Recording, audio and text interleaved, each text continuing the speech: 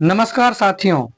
मध्य प्रदेश कर्मचारी चयन मंडल भोपाल की तरफ से जो वर्ग 3 की चयन परीक्षा का नोटिफिकेशन है वो आप सभी के सामने आ चुका है और नोटिफिकेशन आए हुए 3-4 दिन हो भी चुके हैं। लेकिन चूंकि मैं आज वीडियो इसलिए बना रहा हूं, इसका बहुत बड़ा कारण है।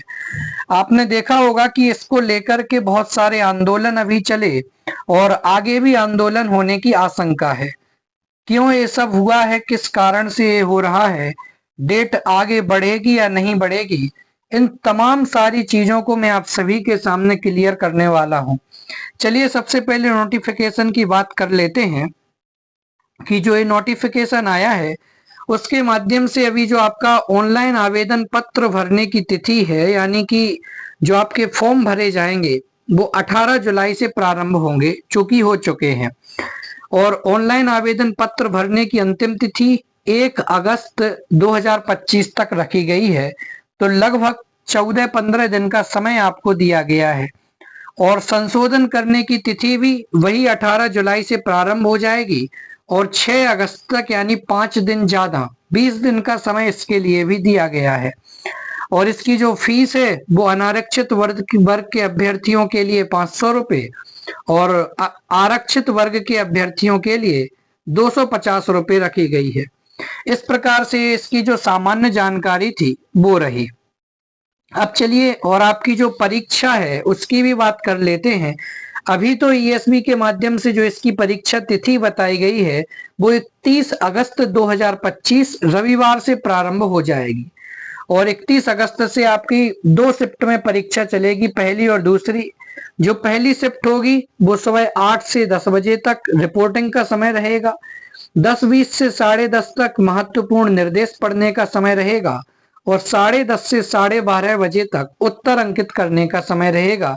वही जो दोपहर की शिफ्ट होगी वो 3 से 5 बजे तक। इसका मतलब है कि आपका जो पेपर रहेगा वो कुल 2 घंटे का रहेगा और इसमें आपसे जो प्रश्न पूछे जाएंगे वो प्रश्न पूछे जाएंगे कितने, आपसे टोटल 100 प्रश्न पूछे जाएंगे। और किस तरीके से पूछे जाएंगे, देखिए, हिंदी भाषा से आपसे 15 प्रश्न पूछे जाएंगे जो कि 15 अंकों के रहेंगे। अंग्रेजी भाषा से भी आपसे 15 अंकों के प्रश्न पूछे जाएंगे, उसके भी 15 अंक। 20 प्रश्न गणित के 20 मार्क्स उसके रहेंगे। 30 प्रश्न आपसे विज्ञान के पूछे जाएंगे और 30 ही नंबर रहेंगे और 20 प्रश्न आपसे सामाजिक विज्ञान के और उसके अंक 20 निर्धारित किए गए हैं। इस प्रकार से 100 प्रश्न आपसे पूछे जाएंगे, प्रत्येक प्रश्न 1 नंबर का है, इसलिए जो कुल अंक होंगे आपके 100 अंक। तो इस प्रकार से आपका 100 अंकों का पेपर है, 120 मिनट का समय आपके पास में रहेगा। तो अब चलिए सबसे महत्वपूर्ण बात समझ लेते हैं कि इसको लेकर के अभी भोपाल में आंदोलन क्यों हुआ था, डीपीआई के सामने विरोध प्रदर्शन क्यों किया गया था, वो कौन से कारण हैं। आप समझ लीजिए सबसे पहले कि डीपीआई ने एक तो इसमें से संस्कृत विषय को हटा दिया है। पहले संस्कृत के आपसे 15 से 20 नंबर के प्रश्न पूछे जाते थे जो कि बच्चों के लिए एक बहुत अच्छा विषय था। सरल प्रश्न पूछे जाते थे और बच्चों के स्कोर करने की क्षमता भी बहुत अच्छी हो जाती थी। तो एक तो संस्कृत आपने क्यों हटाया, चयन परीक्षा के पहले ही आपने क्यों ये हटाया। दूसरा, सीडीपी को भी हटा दिया गया है, जबकि गणित के 20 प्रश्न कर दिए गए हैं, विज्ञान के 30 प्रश्न लगा दिए गए हैं। तो इसको लेकर के भी एक आंदोलन बना। और दूसरी बात कि आपने इतना सारा सिलेबस बदल दिया, चेंज कर दिया गया, खूब बहुत बड़ा सिलेबस है। तो इतना बड़ा सिलेबस दिया आपने और उसके लिए समय मात्र दिया केवल 45 से 50 दिनों का। तो इसके अंदर हम तैयारी कैसे कर सकते हैं। तो इसको लेकर के भी आपका विरोध प्रदर्शन जो हुआ है वो वहां पर बना है। लेकिन सीटों की संख्या इसमें बहुत अच्छी है। अभ्यर्थी यदि लग कर के तैयारी करते हैं तो वो अपना इसमें स्थान बना सकते हैं। चलिए अब बात करते हैं थोड़े विस्तार से कि ऐसा आखिरकार हुआ क्यों और किस कारण से दिक्कत आई है आंदोलन वाली। देखिए मुद्दा क्या रहा, शिक्षक भर्ती आवेदन से पहले नियम और सिलेबस में बदलाव, हजारों अभ्यर्थी अयोग्य। क्या क्या हुआ, भाषा से संस्कृत उर्दू के विकल्प इस बार हटा दिए गए। डीएड का परिणाम नहीं आया तो आवेदन से अपात्र, ये पक्की बात है, अभी परिणाम आया नहीं, इसको भी लेकर के थोड़ी सी दिक्कत आई। देखिए 13,000 पदों के लिए कर्मचारी चयन मंडल यानी कि ईएसबी की ओर से शिक्षक वर्ग 3 भर्ती परीक्षा विवादों में आ चुकी है।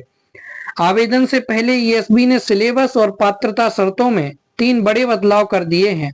इससे हजारों अभ्यर्थियों के ऊपर अयोग्य होने का खतरा मंडरा रहा है।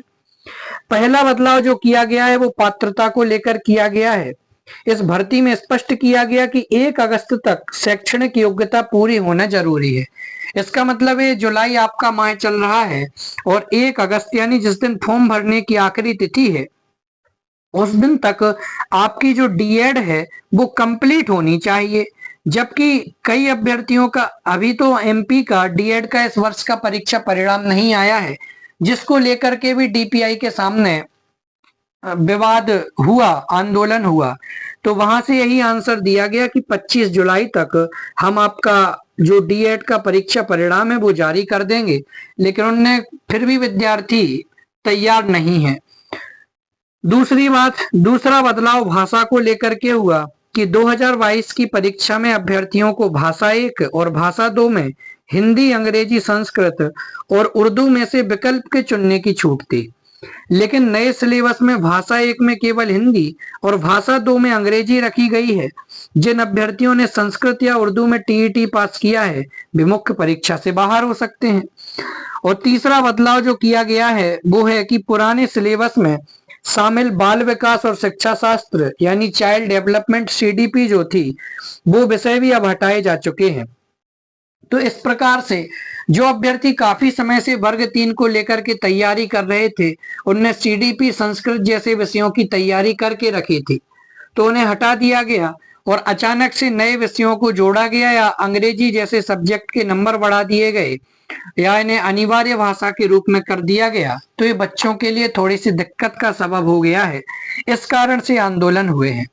तो विद्यार्थियों के माध्यम से आंदोलन तो किया जा चुका है कि डेट आपको थोड़ी सी बढ़ानी पड़ेगी और 1 अगस्त से 31 अगस्त से आपकी परीक्षा प्रारंभ करने की जो बात थी, अभी जो नया कैलेंडर अपडेट हुआ है उसके हिसाब से अगस्त और सितंबर माह आपके वर्ग 3 की परीक्षा के लिए बताया गया है।